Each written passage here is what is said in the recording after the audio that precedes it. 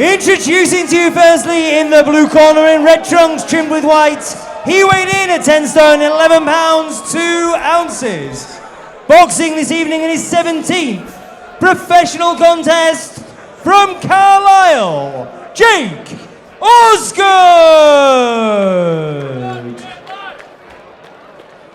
And his opponent across the ring in the red corner, wearing silver shorts, he weighed in at 10 stone, 9 pounds, 4 ounces. He brings to the ring a perfect professional record of 6 wins from 6 contests. Hailing from Conisbrough, Joe Too Horny Hayden! Your timekeeper at the bell is Peter Humphrey of Doncaster. Your referee is Michael Alexander, also of Doncaster. Okay, well, award for the, I don't know, most obscure boxing nickname goes to Joe Hayden, Too Horny Hayden. This is a super welterweight bout scheduled for 4 3-minute rounds. I wonder where that comes from. I don't know, man. I don't know, mate. I wonder how he's feeling. Seconds out, round 1. Well, let's see how horny he is in this performance. Osgood in the red shorts, horny with a pink waistband and white shorts. A nice stiff jab to start.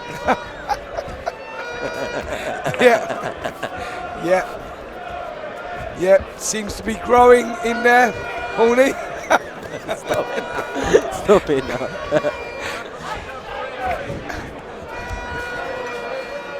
Boxing out the southpaw stance. Just taking the centre of the ring. I actually went on a run, believe it or not, with young Joe Hayden and his brother. I actually got coerced into it by Mr. Eddie Hearn. Okay. He promised me the Martinez fight if I did a run for him in Sheffield when... I remember that run. You all went out there, Darren Barker and a few others. Well, I went out for a run and never got the fight spent. No way. No way. Wow. How's your relationship with Eddie Hearn now? Wow, it depends what my next fight is. Okay. Okay, we'll leave it there. This is good work here, though, from Hayden. Again, with a good support as well. He always brings a good support, Joe. He does. Jake Osgood's been pretty much backed up from the moment the first bell sounded. Yeah, he's been covering up, elbows tucked in tight. And Hayden working the body well, slips in the uppercut there for good measure as well. Good work this. Good solid start. Well, he's really making room to work. He is. Taking his time. Good body shot in there as well. Working the body well here. Setting those shots up lovely downstairs and then switching the attacks back upstairs as well. And he's putting Osgood in all sorts of positions right now.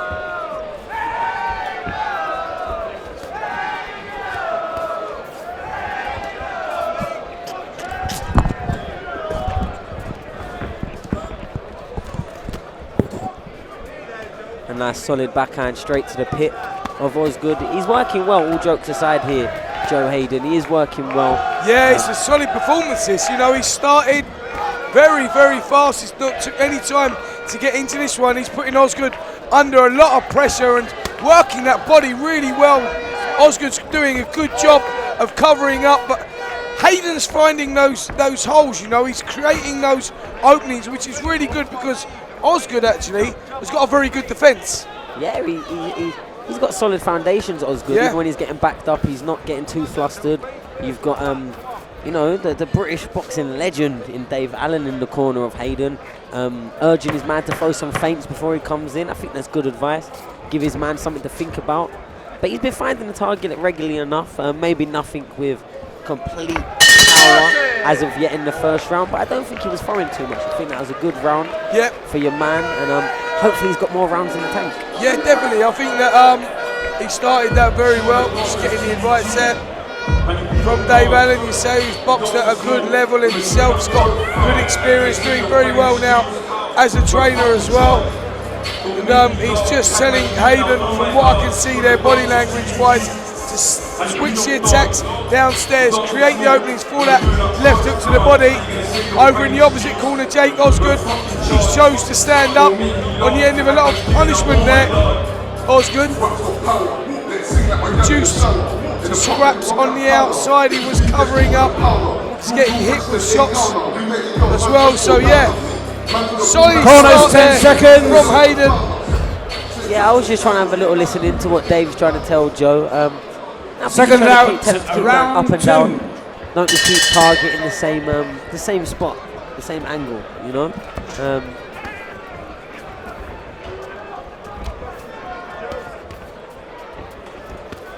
Body shot again there, just went underneath the elbows of Osgood. Lovely little shot, crept underneath, but you can see he's a thinking fighter, Hayden.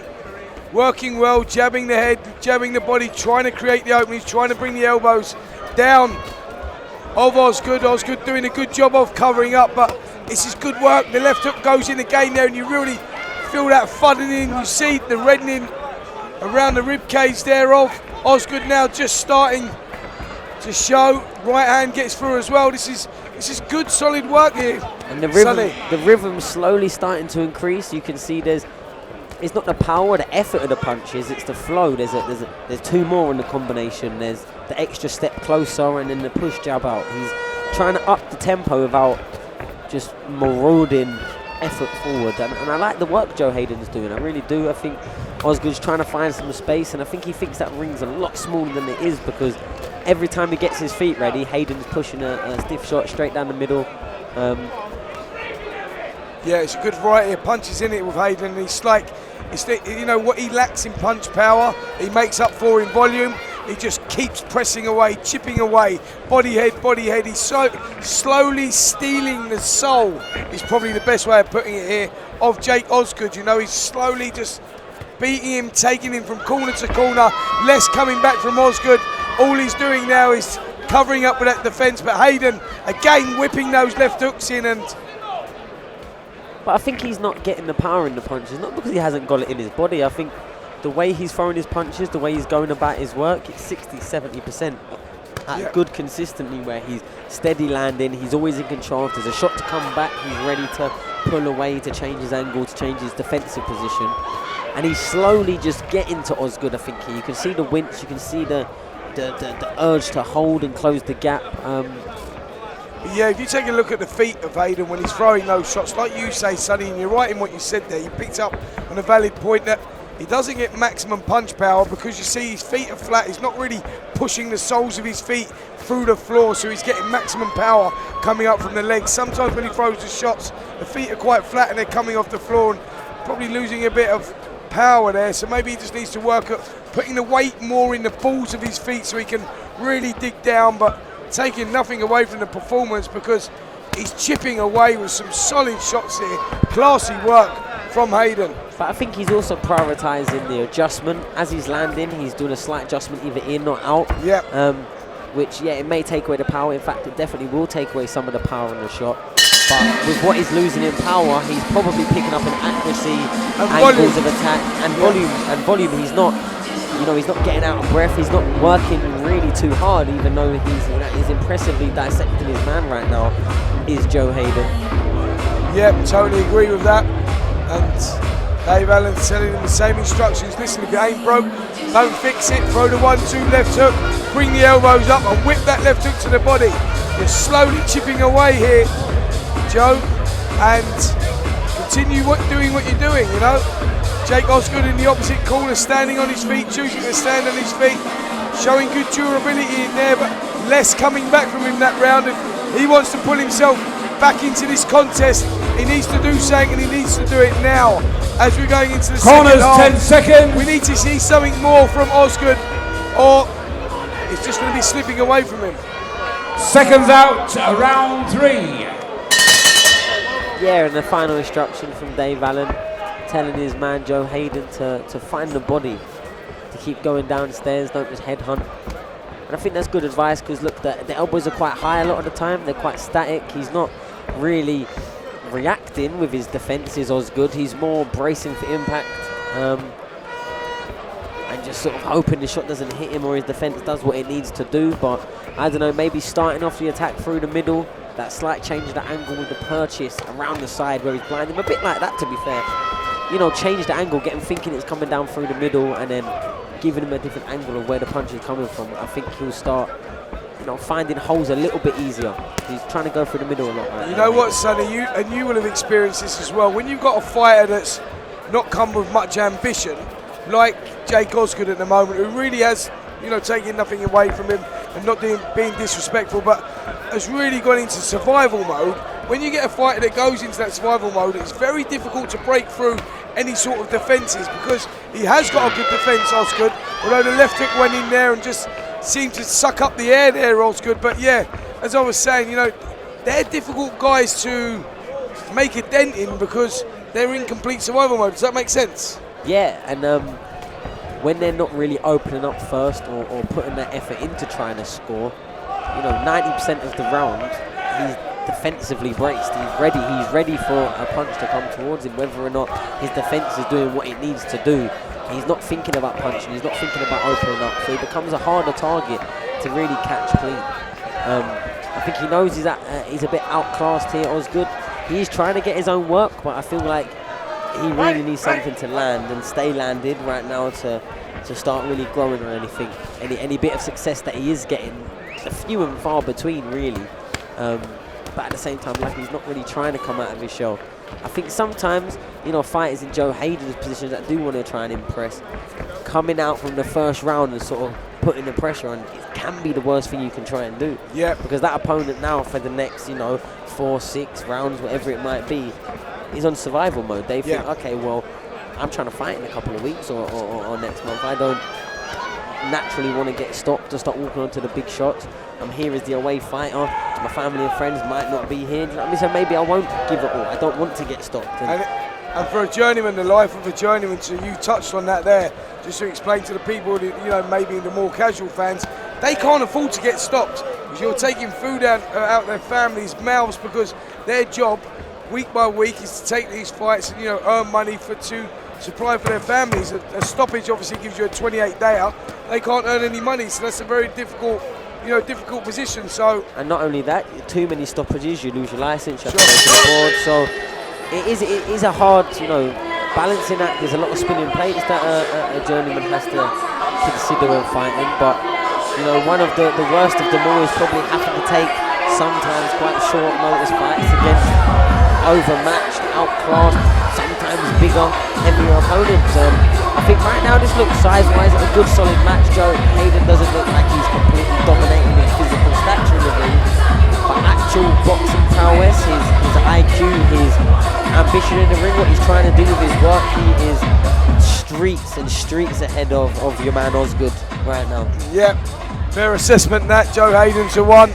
It looks like he's going to run away with victory here. It's just how he does it. We're coming up to the 4th and final round now. Corners, 10 seconds. Expect a big finish from Hayden. Osgood, will we see a little Seconds bit more out ambition than for we've the seen 4th and final round in the first 3 rounds? Would you like to see him push on for the stoppage here, or? Yeah, definitely. I think that this is what it's all about now. You know, we've seen him. There's been a good steady progress from Hayden. He's been slowly but surely trying to break his opponent down. Let's see something a little different now. Work the angles. Maybe, you know, start trying to create the openings with your feet. Step round a little bit. You know, feint a little bit with your feet. Come out, come back in. Do something slightly different, you know. That was a good body shot sunk in there Lovely by Joe shot. Hayden. Popped his head up with the uppercut. Maybe caught a shot in the side there. Hayden maybe caught it on his gloves. Couldn't really see it from my angle, but he looks in control. He doesn't mind standing in front of him. He's slipping his head in the middle, around the side of his opponent. He's throwing a body shot when he's there.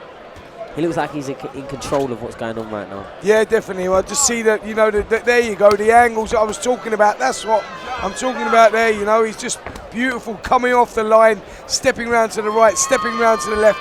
That's what he needs to do, you know, confuse his opponent a little bit. This is good stuff here. He's showing a lot of maturity for a young man, Joe Hayden, you know, showing that he's got a lot of experience for a guy of this level. You know, he's working well on the inside, he's stepping round, he's throwing hooks over the top, trying to bring the elbows down. all the little stuff you look for, you go, yeah, this is good stuff. There's stuff to work on there. And you know what? I feel like in the fights we've seen today, you know, the local lads in the home corner, you can really see that DNA, that Sheffield boxing principles applied. And you know that we have got fighters coming from every single different gym around the city, but they all seem to have that sort of little bit of movement, that little bit of swag, that little bit of style, that switch hitting. And I think it's been consistent for the fighters we've seen today.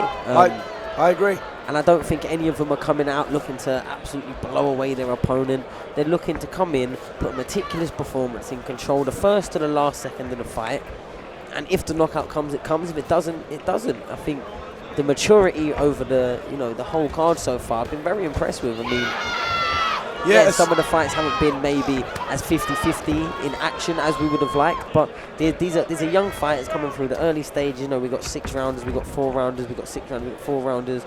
You know, later on tonight, we've got Hamid Gazrash, Reese Mould. I'm absolutely looking forward to a double title fight with the English and WBA Intercontinental on the line. But, you know, fighters like Joe Hayden, Frak Ali, Sheldon McDonald, Bree Wright, Nickel Hopewell, they will be pushing, you know, the next 10, 12, 18 months. They'll be looking at the area titles, the regional titles. So, yeah, great analysis that, you know, for all the kids that have boxed on this show so far. They've not got carried away, you know, and it would have been quite easy to get carried away.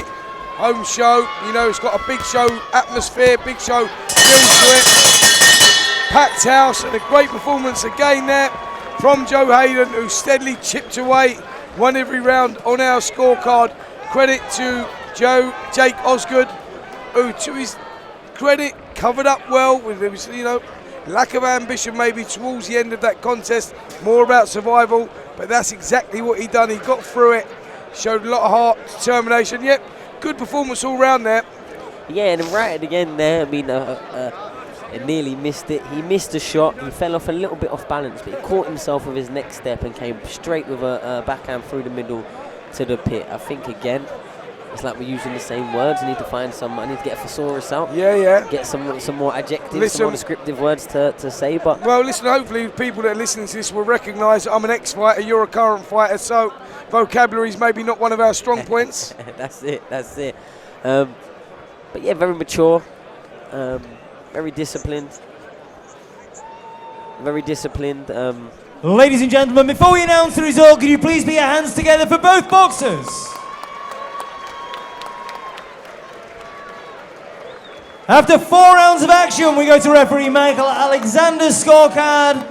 He scores the contest 40 points to 36 in favour of your winner from Conisbrough, Joe